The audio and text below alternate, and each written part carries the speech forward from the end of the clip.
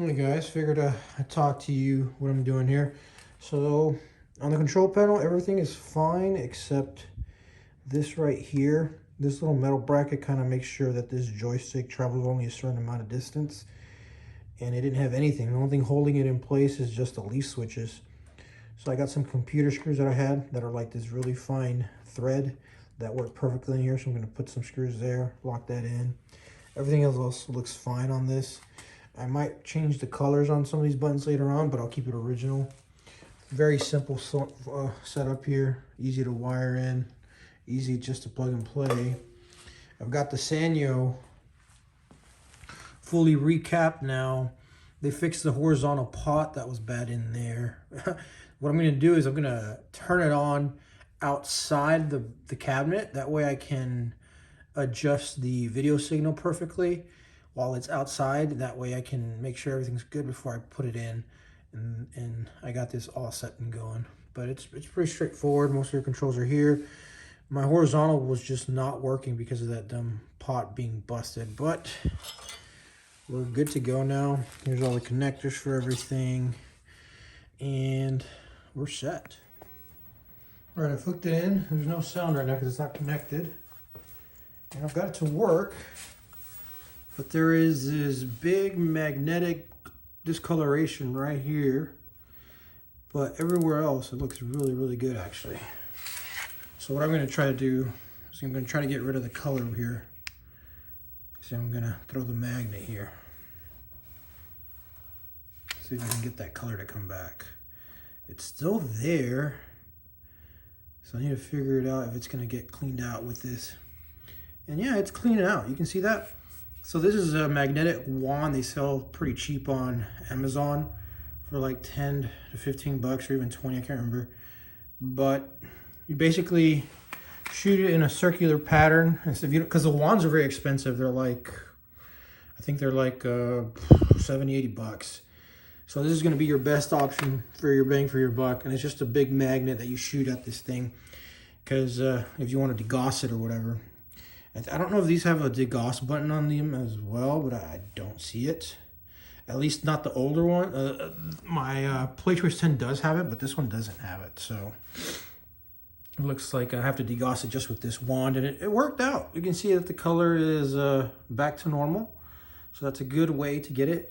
I still have to dial in a little bit of the focus, I think. I want to get it a little bit crispier, but it looks really, really good now. You do see there is a little bit of, what's it called it? Sorry, my mind went blank. There's a little bit of burn-in, sorry. So there's a little bit of burn-in. You can see some of the line there. So it's not very much. It's a little bit noticeable. But for playing-wise, it doesn't really bother me too much. I think on camera, it's actually much more noticeable than it is in person. In person, I don't really see it as much. So that might be something to do with just the camera. But honestly, this is dialed in really, really good. So I just have to get the focus, get a little bit of the horizontal hold dialed in, and I'm set. This turned out to be really, really good actually. So all right guys, so it's officially dropped in. Thing looks amazing. Looks in really, really good shape now. I tested it, works perfectly fine. I'm just gonna put a little coin slot here, a little coin. There you go. Put some money in there, hit start, and we're good.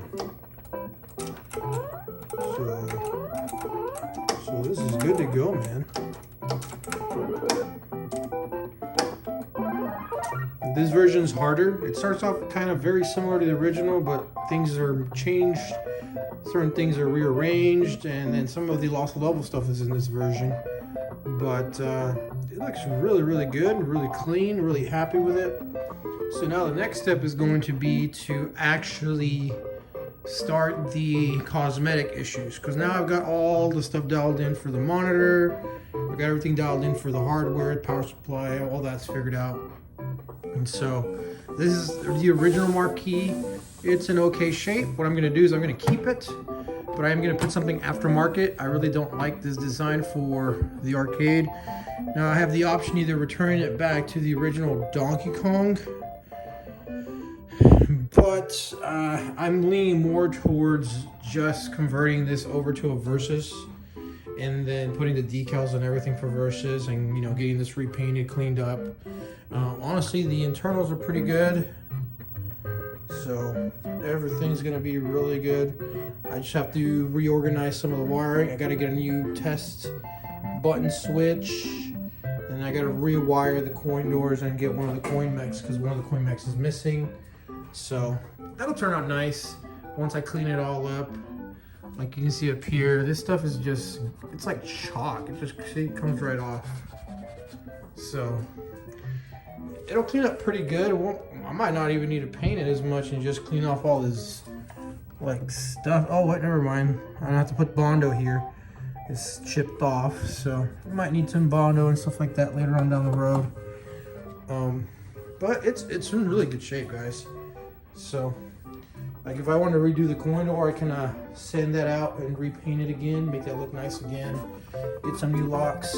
I'm kind of debating leaving these holes here so that I can put the, I might drill the holes a little bit bigger and put actual coin buttons, or because I don't think you can put this on free play. Maybe you can, but regardless, I want to have the option to have simulate a coin and just put a little push button and wire it in there, just to kind of make it easier for anybody. And eventually, you know, if I want to put a different game in, I can do that as well.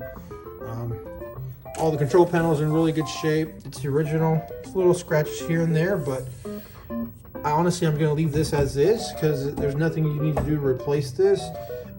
I know I need to replace this button. This isn't an original button, but other than that, joystick's original. Everything looks to be in really good shape. Replace the T-molding. I'm probably going to go with red T-molding just for the reason that I got a Mario Brothers in here. And it's stuff that you can deconvert if you want. Like, it's not stuff that, if I put it on, maybe some purists will be like, why would you do that to a Donkey Kong cabinet? But I mean, it's something that it can be easily deconverted. You can deconvert it back to an original Donkey Kong. I'm not going to do anything that is going to make it difficult to deconvert back anyways.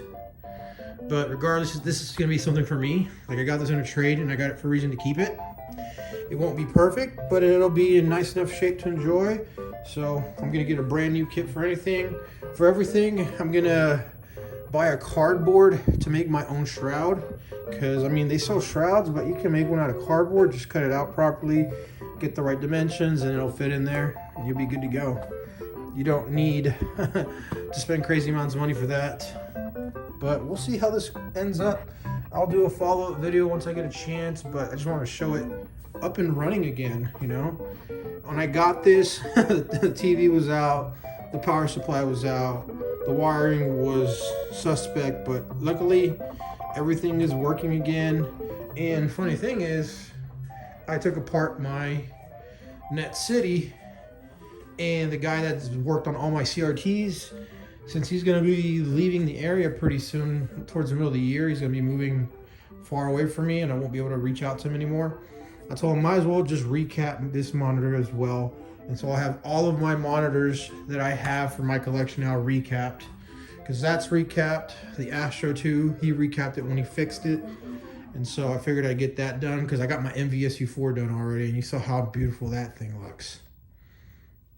So, as always, you guys have a good one, and let's see what happens next.